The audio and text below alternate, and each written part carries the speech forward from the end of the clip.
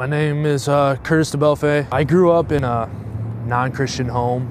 My parents didn't care about God or tell me about God. I never even knew or heard of him. I was completely oblivious to the fact.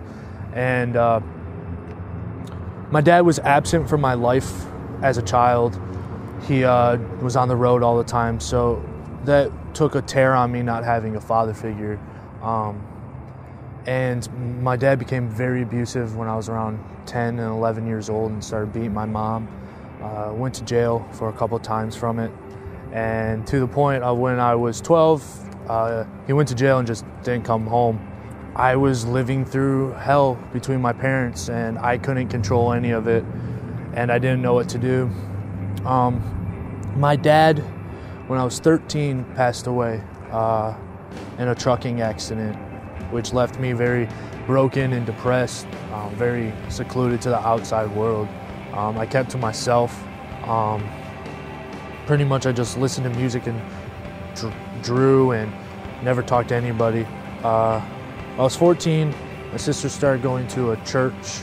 She asked me to come, and so I went, and I hated it.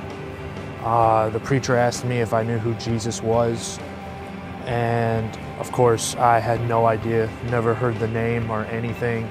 I kept going out of pressure. I made some friends, and when I was 14, later that year, I accepted Jesus. So I thought. So high school for me was kind of routine. I would do the normal go to church, but hang out with my friends and say whatever I want and do whatever I want. And none of it really mattered to me. I just was going to church. When I was 16, I started dating a girl from my church, and we started committing sins that weren't right, fooling around, and it led me down a dark path, but I thought that I was still okay, even though I was living this life not worthy of calling on God every Sunday or Wednesday. My girlfriend ended up breaking up with me because she cheated on me with my best friend.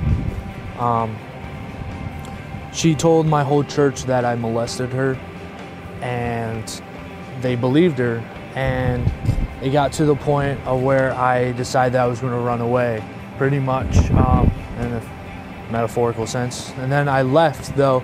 After graduating high school, I left and went to Pennsylvania and went to school there. Having the traumatizing experience from my girlfriend, I started smoking a lot of pot. And then I started selling pot.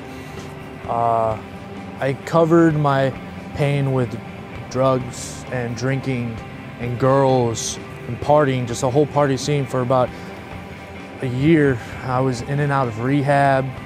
I was going to harder drugs. And I hated myself to the point of where suicide wasn't an option, but because I couldn't kill myself, but I didn't want to live anymore. I graduated from tech school, and I came back home, and none of my friends wanted to be around me because they were all from the church, and they didn't associate themselves with me, so I didn't have any friends, so I sat at home and did a bunch of drugs. My grandpa was getting really sick.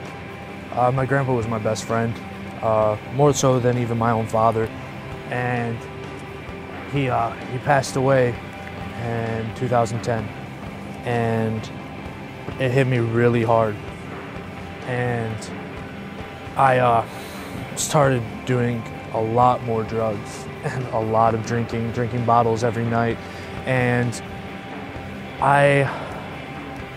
the friend that did the sermon at my grandpa's funeral was my mentor growing up, and he cared about me a lot, and he gave me a book called Wild at Heart by John Eldridge. I read it. My favorite chapter, I still remember to this day, is Wounds, chapter 4. And at the end of the chapter, it says that you think that you're a man, but you have a goatee, but you wear a baseball cap backwards. Why are you so confused? And that was me. I didn't know whether I was a man or a child. I couldn't decide on anything. And I got in my car and just drove. And I started weeping because I realized I wanted to die.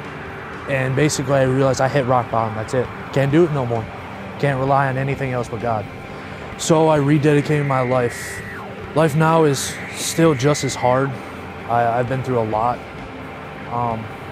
I've gained jobs and lost jobs, and I've had people and lost people, and I've been homeless, and I still struggle with things, and I'm still tempted every day.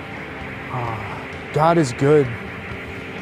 He gives me joy and peace and comfort and hope for the future that maybe now it sucks, but I know that it's all worth it. Even before, I thought that I had no hope and no future for my life. I wanted to end. In Him, I know that I do. I know that He is King.